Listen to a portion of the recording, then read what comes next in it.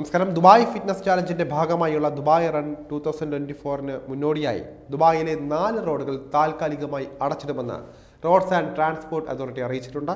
November 24 ഞായറാഴ്ച നഗരത്തിലെ പ്രധാന റൂട്ടുകളിൽ നടക്കുന്ന കായിക ഈവന്റിന്റെ മുന്നൊരുക്കത്തിന്റെ ഭാഗമായാണ് നടപടി.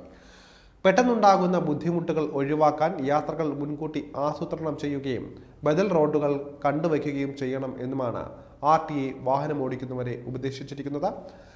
ദുബായിലെ ഷെയ്ഖ് സായിദ് റോഡ് ഉൾപ്പെടെയുള്ള 4 റോഡുകൾ പുലർച്ചെ 3:30 മുതൽ രാവിലെ 10:30 വരെയാണ് അടച്ചിടുക. ദുബായ് റണ്ണിന് വഴിയൊരുക്കുന്നതിന്റെ ഭാഗമായി 2024 നവംബർ 24 ഞായറാഴ്ച പുലർച്ചെ 3:30 മുതൽ രാവിലെ 10:30 വരെ റോഡുകൾ അടച്ചിടുമെന്നും ബദൽ സംവിധാനങ്ങൾ കണ്ടുവെക്കണമെന്നും RTA പ്രഖ്യാപിച്ചിട്ടുണ്ട്.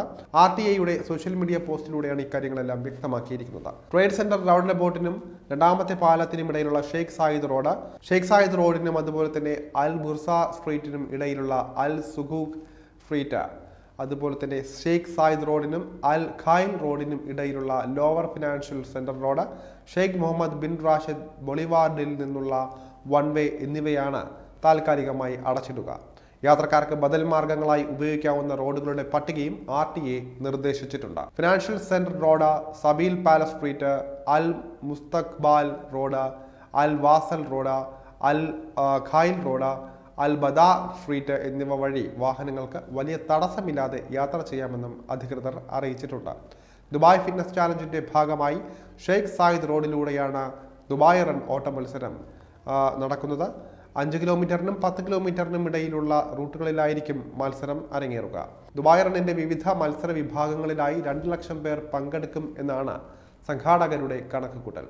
ജനങ്ങൾക്കിടയിൽ കായിക സംസ്കാരം ശക്തിപ്പെടുത്തുക എന്ന ലക്ഷ്യത്തോടെ ദുബായ് കിരീടാവകാശി ഷെയ്ഖ് ഹംദാന്റെ നേതൃത്വത്തിലാണ് 1 മാസം നീണ്ടു നിൽക്കുന്ന ദുബായ് ഫിറ്റ്നസ് ചാലഞ്ച് നടക്കുന്നത്.